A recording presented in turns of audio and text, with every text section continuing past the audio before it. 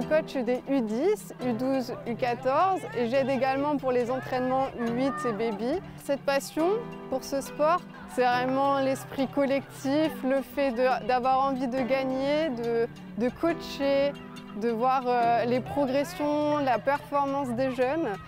J'interviens également dans les écoles. On voit souvent qu'ils n'ont jamais fait de hockey sur gazon. C'est ce qui permet aux jeunes de démarrer tous au même niveau et de progresser ensemble. J'ai commencé le hockey, j'avais 11 ans. J'ai commencé à entraîner les jeunes, j'avais 20 ans. Donc on va dire que ça fait 39 ans que j'entraîne. J'ai entraîné des filles, des garçons, que ce soit des jeunes et des seniors qui jouent soit en National 3, soit en National 2, soit en élite, puisque j'entraînais des filles et des garçons en élite. Je suis dans l'éducation nationale, donc la transmission de savoir, c'était quelque chose de tout à fait naturel. J'ai eu la chance d'avoir des entraîneurs et je pense qu'il est normal qu'une fois qu'on a vécu ces périodes jeunes, eh bien, on redonne ce qu'on nous a donné en termes de savoir au niveau du hockey. Pourquoi j'ai choisi d'entraîner aussi? Parce qu'en fait, ça m'apporte en tant que joueuse. Ça me permet de me questionner aussi sur mon propre jeu. Mon expérience en tant que joueuse, je peux apporter quelque chose aussi aux joueuses que j'accompagne. Et elles, leur expérience, leurs questions, les nouveautés, parce que c'est la nouvelle génération, donc elles apportent aussi des nouveautés. Ces nouveautés-là, moi aussi, je peux les apprendre. Alors que si j'étais restée seulement joueuse, je pense que je serais restée enfermée dans ma propre bulle, dans mon petit truc à moi. Le métier de coach, c'est vraiment un tout. On passe par la joie, on passe par la tristesse, par la déception. Et là, oui, j'ai une joueuse, c'est son premier tournoi, son premier gros tournoi. On vient de perdre, elles font en larmes.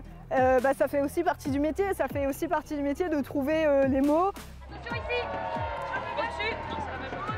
J'ai commencé d'abord comme petit job d'appoint à entraîner les enfants des clubs dans lesquels j'étais joueuse. Ça me permettait d'avoir un peu d'argent de poche à l'époque. Donc vers 14-15 ans, j'ai commencé à faire ça, j'y prenais goût, j'aimais bien. Et on a fini par m'appeler alors que j'avais 24 ans. Le club de Douai en fait, m'a spontanément appelé pour me proposer le poste. Moi, je n'avais pas anticipé particulièrement de m'orienter vers ça.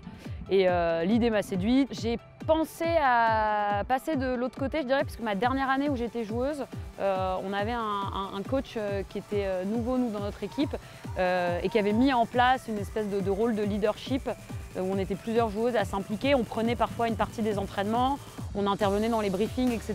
Et donc ça m'a demandé de me mettre dans une autre posture que seulement joueuse. Et il y avait tout ce côté humain, planification, organisation, l'accompagnement qui me plaisait, donc ça s'est fait un peu naturellement.